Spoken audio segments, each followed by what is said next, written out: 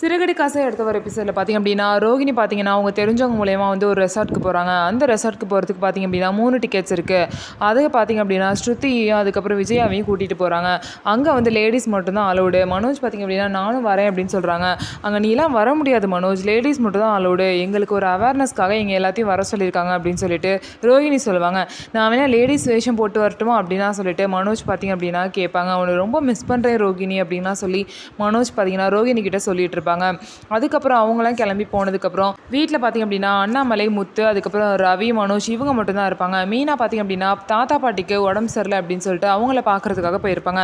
அங்கே போனால் மீனா வந்து முத்துக்கு கால் பண்ணி இந்த மாதிரி மாமாவை வீட்டில் விட்டுட்டு போகாதீங்க, நாங்கள் வர வரைக்கும் நீங்கள் வீட்டிலே இருங்க, யாருமே இல்லை அப்படின்னு சொல்லுவாங்க. அதனால முத்து ரவியும் வீட்டிலே இருப்பாங்க. மனோஜ் வந்து ஷோரூம் போகிறேன்னு அடம்பிடிப்பாங்க.